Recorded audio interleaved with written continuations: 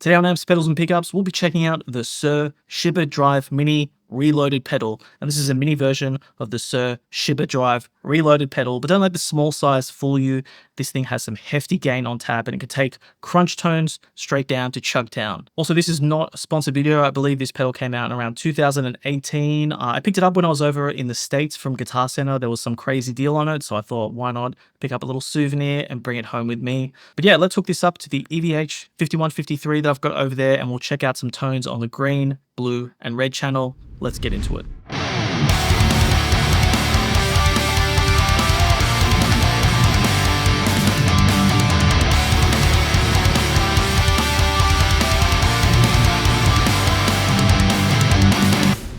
All right, I got everything hooked up here. Today we're going to be using the EVH 5153 50 watt. I've got a noise gate in the loop, and then I've got the Shiba up the front of the amp. Now the settings that I've got it currently dialed at now, I think pretty sort of identical to what the original amp tone does.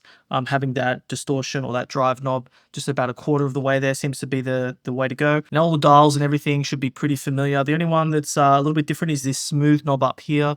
Now the manual's saying that the left position of the smooth knob is kind of like a high-end roll-off, whereas the right one is sort of like the full tone.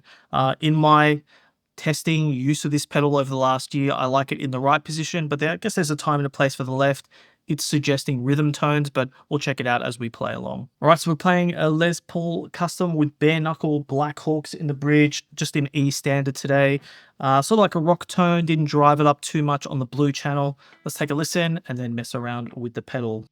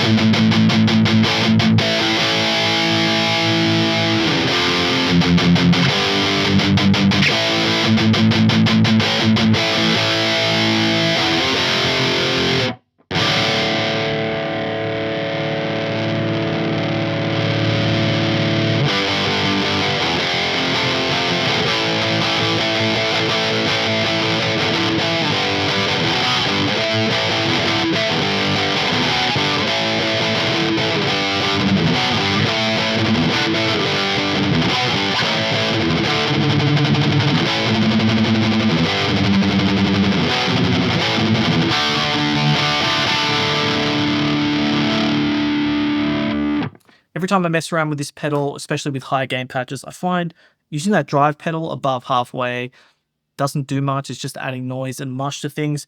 I typically like to run it a little bit under, just like I like to run the smooth knob over to the right. But just personal preference stuff. That's just what I keep gravitating to. I think just having a little bit of distortion and really cranking the level is my main use for this Shiba pedal.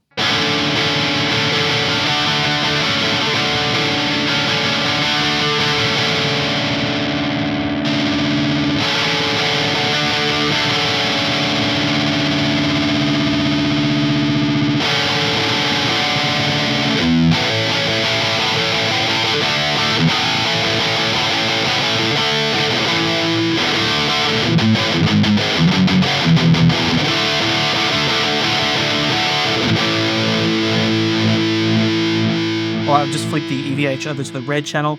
The Red Channel on EVH 5153 is just like a cheat code to awesome rhythm tones. This is how it's sounding without the pedal.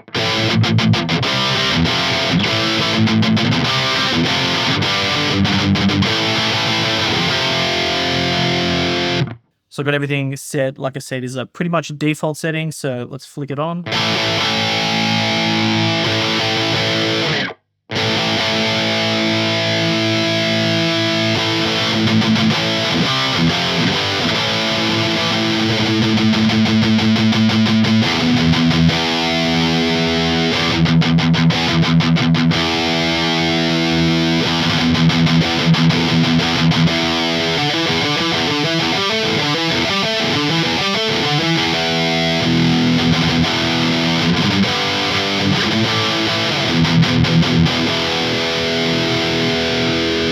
Find the right amount of level, can just give it that little bit extra body. Might have been a little bit too much there. We'll roll it back. Let's check this out.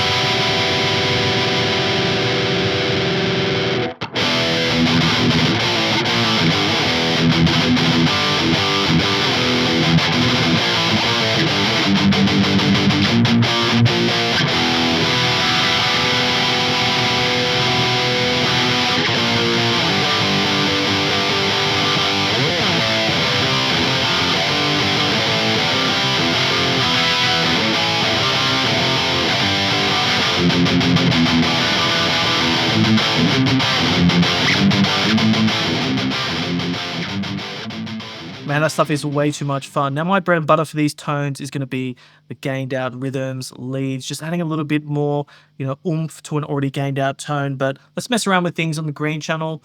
I'm just going to do some DIY ambient sort of stuff. I pulled up Valhalla Supermassive, running that into a compressor. We'll just hear how things sound. I've just absolutely dimed the settings here because I'm running to the Green Channel. There's a lot of distortion, there's a lot of headroom that we can do and mess around with this stuff. So this is what it sounds like without the pedal.